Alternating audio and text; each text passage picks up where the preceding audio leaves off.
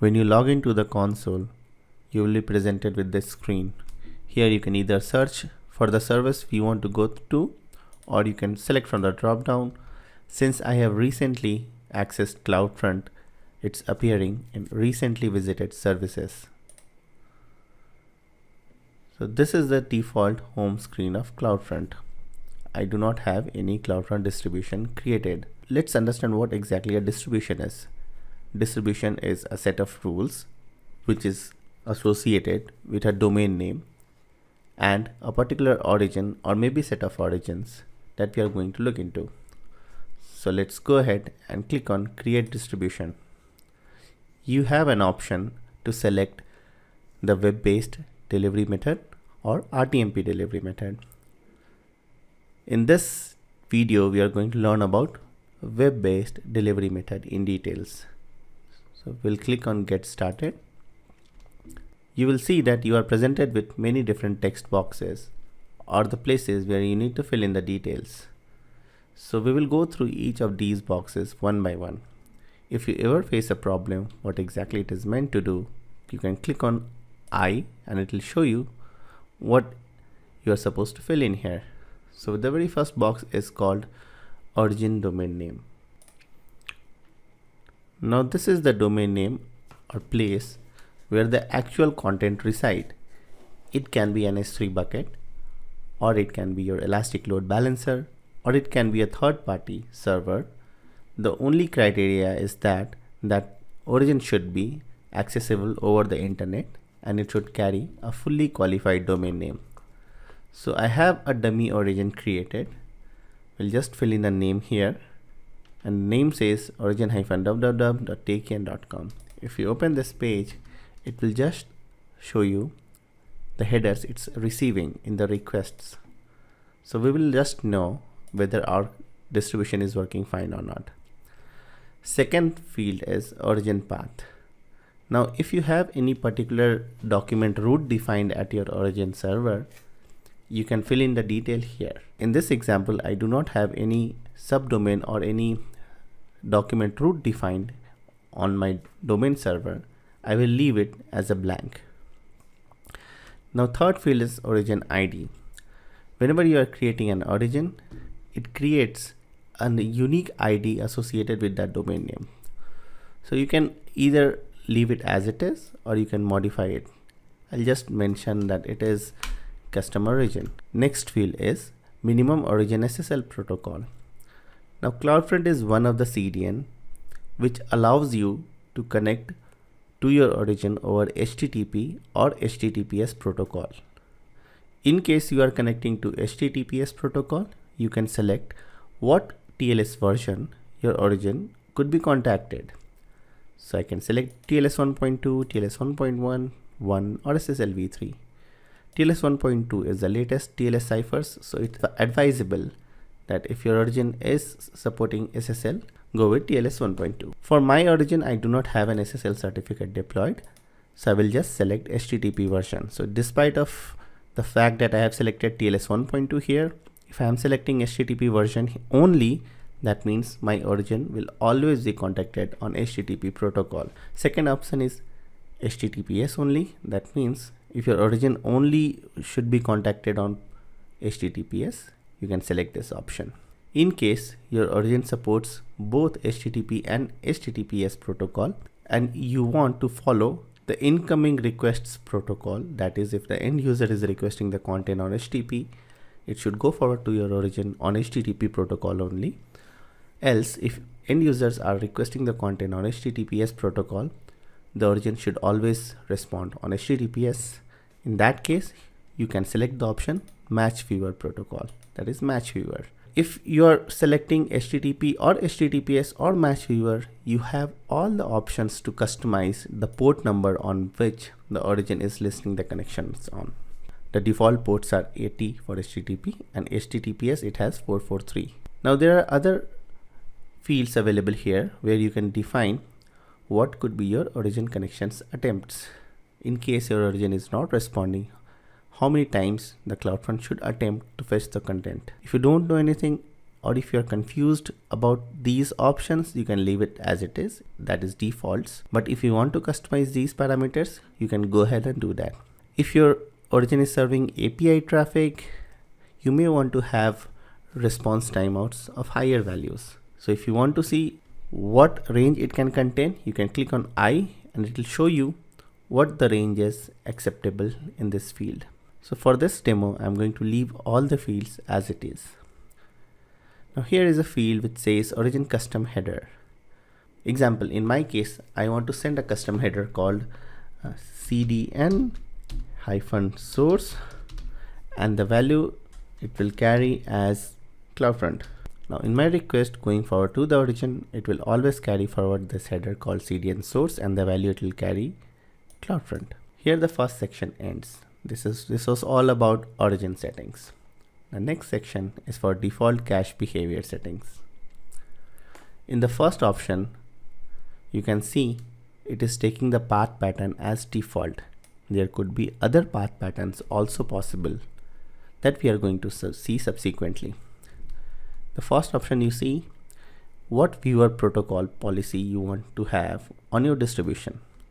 That means for your end users, whether you want to have HTTP or HTTPS or both, or do you want to redirect HTTP to HTTPS, you can select the option here. Next option is to select what HTTP methods you want to be accepted at the CloudFront. Now, I'm not going to explain you in detail about what get head options and put patch delete what HTTP methods are. If you want to see those headers, you can refer to my old tutorials where I had explained about different HTTP methods, different HTTP headers, and HTTP in details. So I will recommend that you go ahead and watch these tutorials in case you have any doubt. Now next option is field level encryption. This is one functionality which is available with CloudFront where you can encrypt some of the fields passed in the request parameter. But if you want to know the details, you can go to developer guide and everything is mentioned in details here.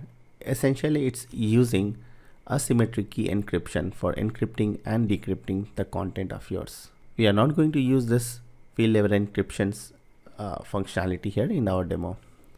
Now next option is cached HTTP methods. Now next option is cache and origin request setting. So CloudFront recently launched cache policies, about which I have already created a detailed tutorial here. You can go to the video section and you can see the detail how Amazon CloudFront cache policies are applied. For this tutorial, we are going to stick with legacy settings. Now this gives you an option whether you want to vary the cache based on certain request headers. If you select all, that means CloudFront will not cache any of your content. This is very useful when you are actually trying to deliver API traffic through CloudFront. It will not cache the API responses and it will also accelerate the request and response times. One thing you have to note that if you're selecting all option here, it will also forward the incoming host header in the request to the origin. So ensure that the host header is correctly set up at the origin before selecting the third option, that is all. Second option is for whitelisting certain headers. Accept header, the browser accepts, based on that you want to vary the cache, or if you want to vary the cache based on country, so you can select CloudFront viewer country and you can add this header here in this box. Next option is object caching. Now you can have two options here. One is use origin cache control headers. That means if origin is responding with certain cache control max age header, it will select that option. It will take the values from there and it will apply to CloudFront caching rules.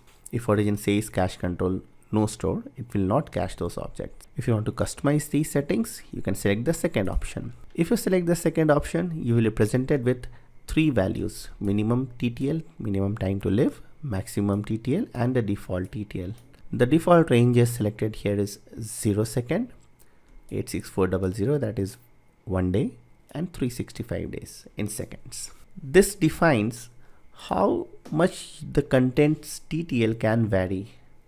If your origin cache control is serving cache control max age 86400 or cache control max age 3600, it will be applied here because minimum it can go to 0 second.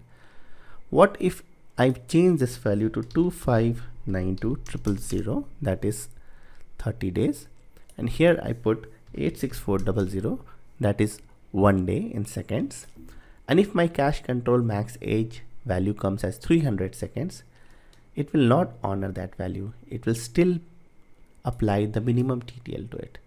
So it can vary between minimum and maximum value. Now in case the cache control max age header is not present, the default TTL gets applied. In case you have any doubt, the details are available here by clicking the I button. Next option is forwarding cookies. What cookies you want to forward to the origin, whether you want to send none, you want to send all, or if you want to whitelist certain cookies. Now if you are adding any cookies here in the list, the cache will vary based on the value of these cookies. So for the simplicity, we are going to select none because here in my application, I don't need any cookie here. Or you can select all also if your application needs that. Typically for an application where login functionalities are used, you want to forward those login cookies. Next option is for selecting query string forwarding and caching. We can select none, forward all, cache based on whitelist, and forward all, cache based on all. First is none. That means none of the query string combinations will be forwarded to the origin. If you select second option, that means all the query strings will be forwarded to the origin, but you have to define what query string parameter can change the cached values. Third option is forward all query string parameter to the origin, and based on any query string parameter values, you should vary the cache. Let's select the third option here. Now the next option is for smooth streaming. This is not applicable for our use case because we are not doing smooth streaming here. We are just delivering the web content. So we'll keep the no option selected here. The next option you see here is restrict viewer access using signed URL or signed cookies. This option is used for restricting the content to your viewers. You can define whether this URL that you are going to serve to the end user should stay for longer period of time or shorter period of time. You can define how long the user can access the URL. You can also define what path is applicable to the security. You can also enable the secure tokens or the signed URLs for your content not to be shared among the end users. You can define expiry time when the user's URL is going to get expired, and even if he's trying to access the content later on, he won't be able to access it.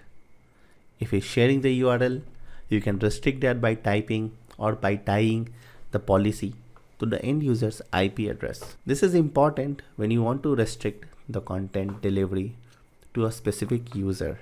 For streaming use case, it's advisable that you don't use signed URL but used signed cookie method, because the way architecture varies between HLS protocol, Dash protocol, or the simple MP4 file delivery. We are not going to talk in detail in this video, but in one of the next videos we'll see how we can add the different caching rule, how we can protect our video streams.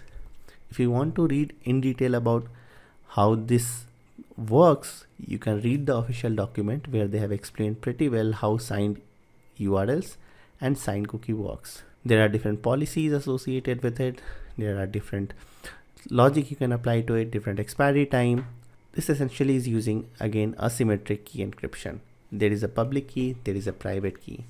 Public key resides on the CloudFront server and is used for verifying or validating the incoming parameters, and the private key is used for generating the signed URL or signed cookies. Two types of policies available. One is the default policy, that is scanned policy, and then you can also define the custom policy. Now the next option is to enable compression. If you enable compression, it will start compressing objects which are delivered in a compressed format, and browser supports it. So the details of it you can access by clicking the learn more link here. It will show you what all content type supports compression. So application -xml, anything which is text based response, you will find it here. Text/html, text/css, javascript, csv files. Compression will be applicable to these type of content types. CloudFront by default supports gzip compression. If the end user's device does not support compression, CloudFront will deliver the content in uncompressed format. Now there is another product called Lambda@Edge, using which you can also apply custom compression mechanism. Lambda@Edge is beyond the discussion scope for today's video, but if in case you are interested, we can create a new videos on how we can create the Lambda@Edge functions and associate with the CloudFront distribution. Now next option is for distribution settings. You will see the option called price class. You will see different values here. It says use US, Canada and Europe, Canada, Europe, Middle East, Africa and Asia, and all edge locations.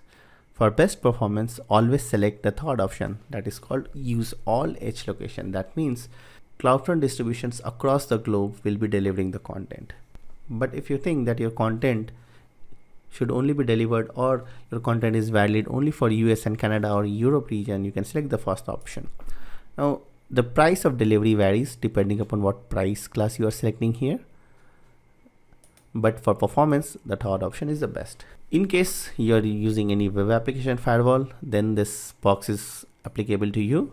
For this demo, we are not going to use any web application firewall. We'll leave it as it is, but in one of the next videos we will create a web application firewall and we will associate that firewall policy with this CloudFront distribution. Now if in case you want to use the CloudFront default domain names, you can leave this box blank. But if you are planning to use a custom domain name for delivery, something like for www if I'm Vivek, anurag.com I want to use, I can enter the domain name here.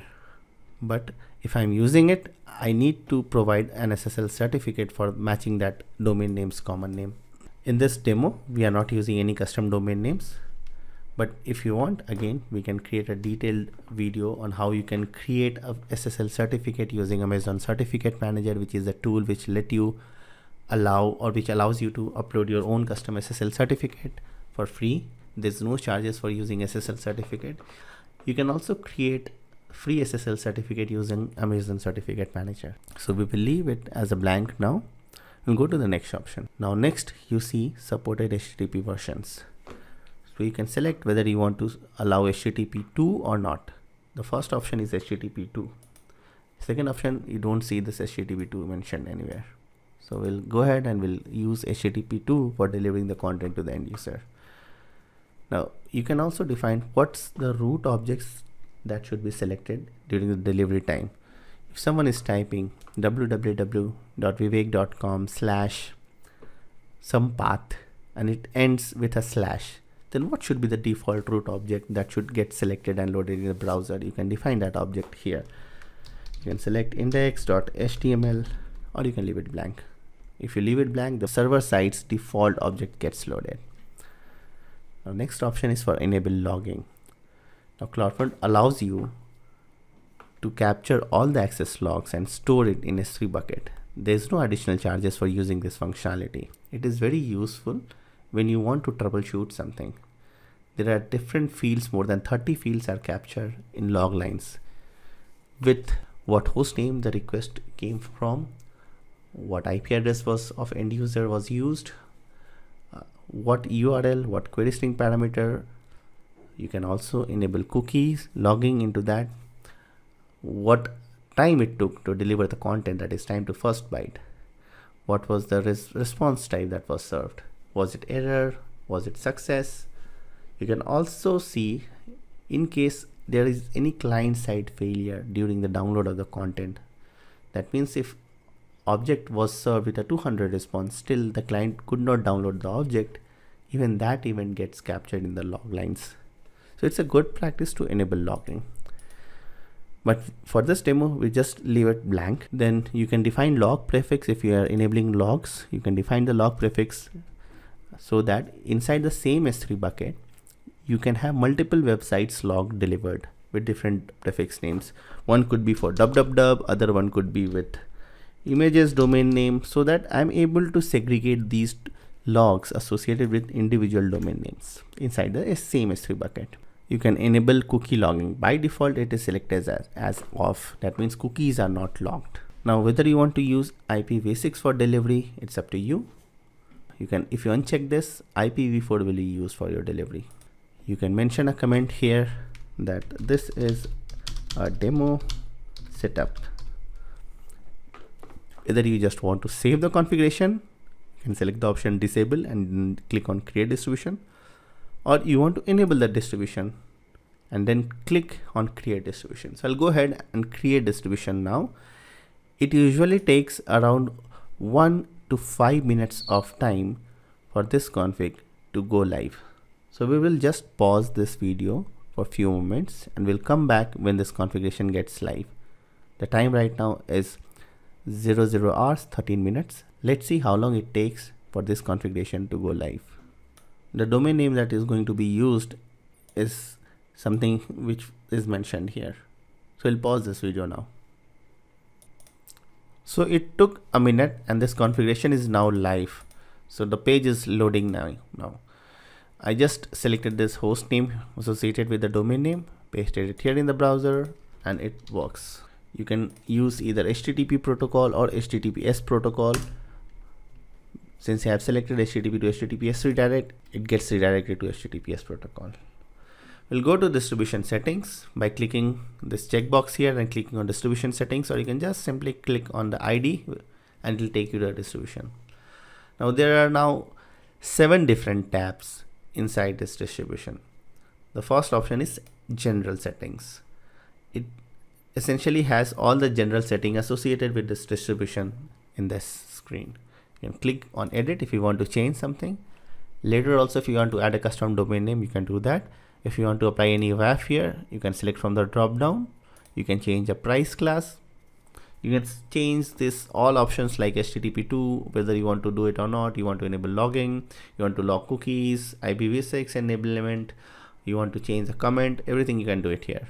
Go to the next tab, that is origins and origin groups. Now for this time, we are only seeing one domain or one origin name associated with this configuration. In case you have multiple domain names for different path matches, you can add those origins here. So we will just go ahead and just add some of the dummy origins. So I'll just add one domain, and again you can define all the different options associated with this origin name. Just go ahead and create the domain name or the origin here. And now we see that there are 2 origins associated with this distribution. And now we can see that there are 2 origin domain names associated with this distribution. You can now create an origin group. We can create 2 origins. One is custom origin and one is failover origin. Now, the moment you select this, you see that there is a priority coming here, and you can see primary associated with one origin name. So what it does, essentially you can trigger failover between domain names, between origin domain names. So if one goes down, the content will be fetched from the second one. You can define the failover criteria. What if origin is serving 500 error, 504 error, 502 error, 404, 503. You can select all these options which will kick in the failover criteria. And since we have just one origin group right now, we are creating the first one. This is the name we can define here. Just leave it the default and click on create. So my origin group is now created here. Now we'll leave it here. We'll go to the next behavior section now, which is the third tab. And here we can see that the rules that we created was created for the default path pattern. That means for every request, this rule is going to get applied. Let's see what exactly inside is. So we have the default path pattern. Then you have the origin selected, custom origin. And now since we also have a failover domain name created, we see that coming in the drop down. Now if you want the entire failover to kick in, that means the primary was not available, go to secondary thing that we just configured. You can select the origin group. You can change the different options like HTTP, HTTPS protocols. Now we spoke about what HTTP methods you want to be allowed. So right now get and head methods are allowed. You can also allow options method, or if you want, you can allow post, put, patch, delete method. So for this demo, I'll just select the first option. We can also enable different TTL setups here. So for my demo purpose, I don't want my content to be served from the cache. So I can just make 0, 0, and 0 here. That means my object is never going to get served from the cache. It's not going to get cached at the CDN side, because I want to show you how different headers are reflected on the page. This is also applicable when you are serving API traffic. We'll just click on yes, edit. You can go ahead and create multiple behaviors here. So suppose my images are there. I want to have a separate or different caching rule associated with images. I can go ahead and select the origin or leave the origin selected as the failover origin group that we created, and we can create the different TTL section only matching to this path called images star. So let's see, we want to cache these images for a year of time. So we can click on create, and it got created here. What if I want to cache all the JPG files for 1 day? We'll go ahead and we'll type star.jpg here in this box, and we can change the TTL setting to 86400. Now minimum this image is going to get cached for 86400 seconds. We'll go ahead and we'll create it. We'll ensure that our origin group is selected because we want the failover to kick in case my primary goes down. So you can keep on creating these behaviors. They can, depending upon the criteria, you can keep on adding based on path matches, extensions. The ordering is very important. The first one takes precedence, then the second, then the third, and so on and so forth. Make sure the default comes at the end. If first one gets applied, the rule will not go and evaluate the second. You can also create multiple behaviors. You can edit the behaviors and you can delete the behaviors. You can change the precedence by moving these rules up or down. You can save this precedence that we just changed.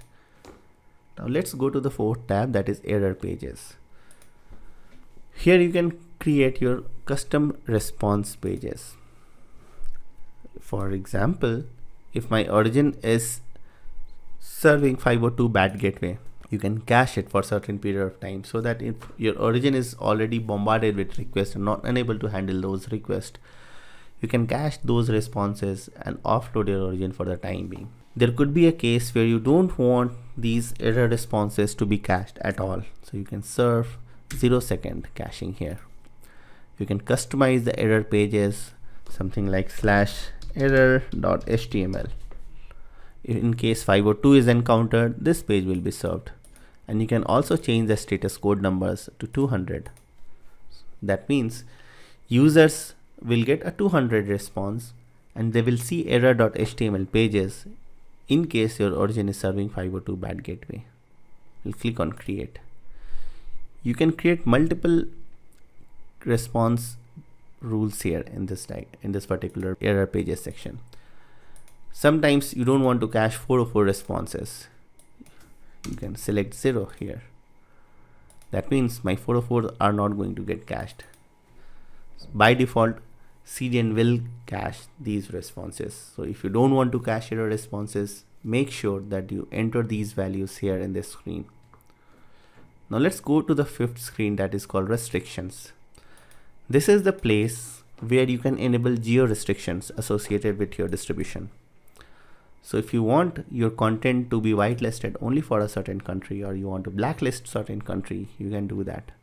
You click on edit. So I will just select geo restriction yes. That means it opens up a new set of boxes here. If I want my content to be only available for India, I'll select whitelist India. So my content is now not going to be served outside of India. If someone is trying to access the content from outside of India, they will get 403 responses. What if I want to serve my content in most of the countries, but at the same time I want a certain country to get blocked? So in the drop down you can select the countries you want to blacklist. Just for this demo, we'll just select Algeria here and click on add. If you save, people from Algeria are not going to access the content. They will get a 403 responses. So let's go ahead and click yes, edit. Now sixth tab here is about invalidation. So this is something like you want to purge out or you want to flush out your cached content from CDN.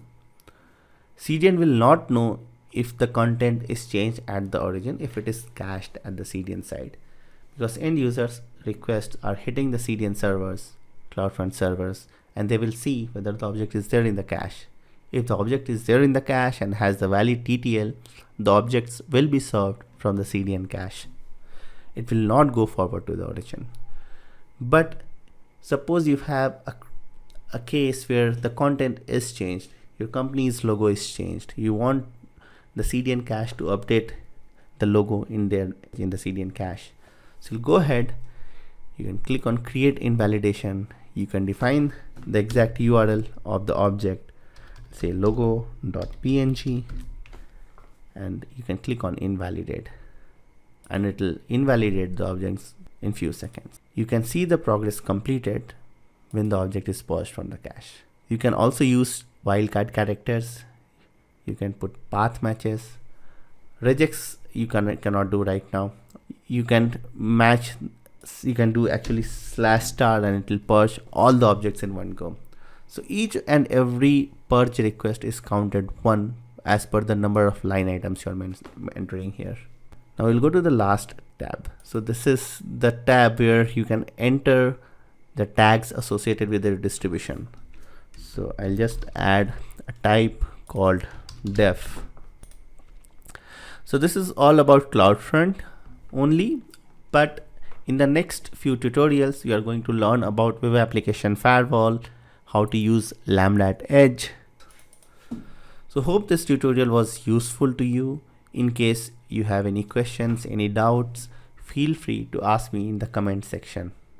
And please do subscribe to the channel so that you don't miss any updates in the future.